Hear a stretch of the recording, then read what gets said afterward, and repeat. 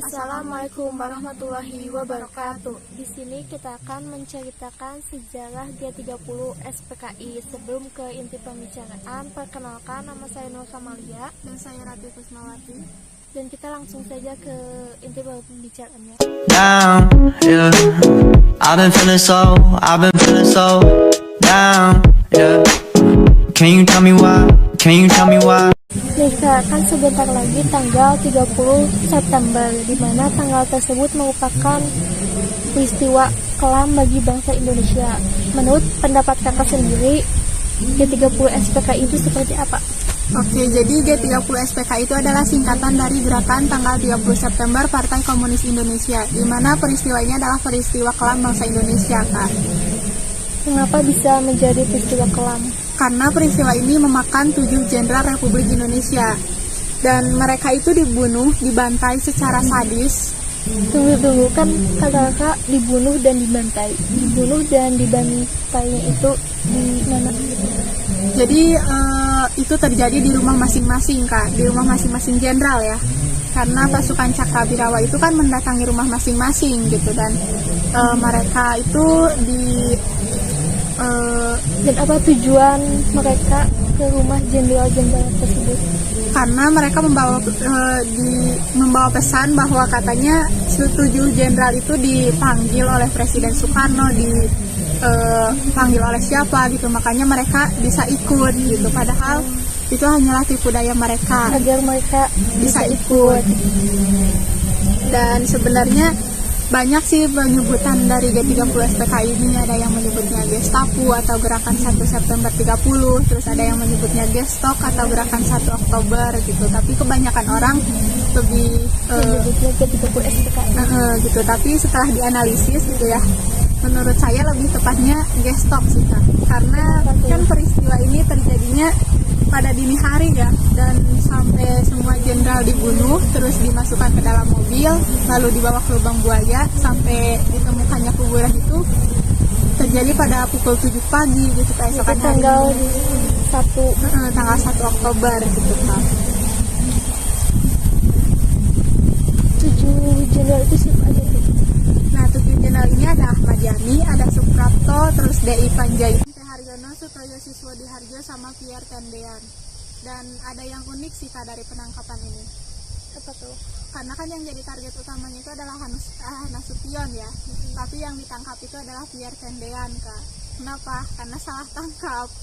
Karena si pasukan Cakrawirawa ini menyangka bahwa Pierre Tendean ini adalah Nasution gitu, padahal dia itu udah meloloskan diri lewat belakang rumah ya. Tapi naas sih, Kak, yang jadi korban dari ini tuh adalah anaknya gitu, dan dia tewas di pangkuan ibunya karena tertembak oleh pasukan Cakrawirawa.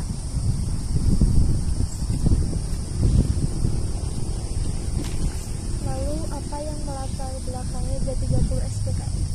Oke, latar belakangnya adalah dominasi ideologi Nasakom atau kepanjangan dari nasionalisme, agama, dan komunisme sejak demokrasi terpimpin pada 1959 sampai 1965 pada masa pemerintahan Soekarno pada itu. Dan awalnya ideologi ini berjalan dengan seimbang gitu, tapi lama-kelamaan tidak seimbang gitu. Dan yang kedua adalah ada ketegangan antara TNI dan PKI, di mana ketegangan ini berawal dari pembentukan angkatan kelima gitu yang tidak disetujui oleh TNI.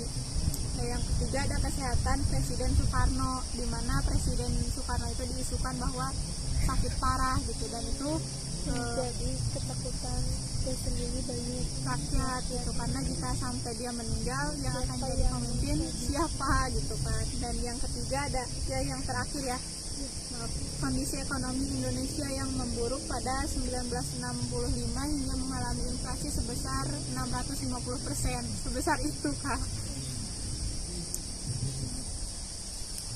Lalu upaya sebab akibat.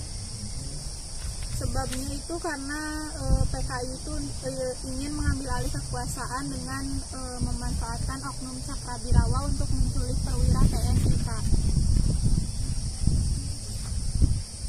Lalu tujuannya itu ada kaitannya sama yang tadi ya, merebut kekuasaan. Dan yang kedua itu untuk menjadikan negara Indonesia sebagai negara komunis dan menuntut pembentukan angkatan kelima yang tadi tidak disetujui oleh TNI ya. Dan yang terakhir ada menghilangkan kepercayaan rakyat terhadap TNI Angkatan Darat sama Presiden Soekarno.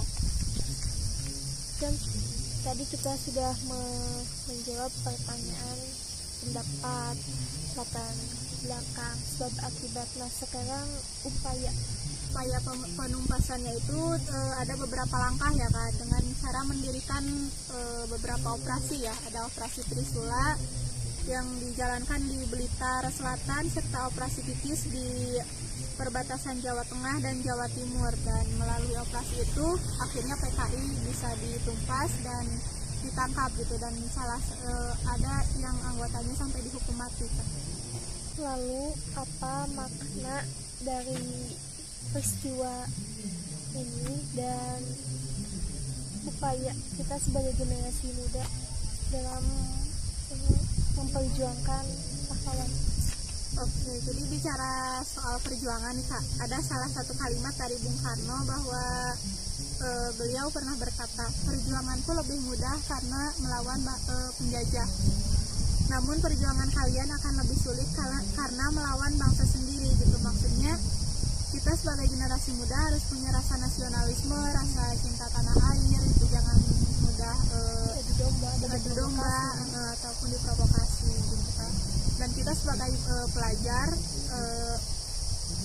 yang harus kita untuk meneruskan perjuangan para pahlawan tentunya sering kita lakukan ya Kak pada hari Senin gitu, dan upacara bendera gitu, terus menaati peraturan sekolah, kedisiplinan itu kan juga termasuk ya Kak. Nah, dan sebagai generasi muda juga kita harus belajar bahwa sebagai penerus bangsa jangan pernah melihat masa depan dengan buta. Kita harus melihat peristiwa masa lampau sebagai kaca bengala atau acuan pada masa yang akan datang gitu.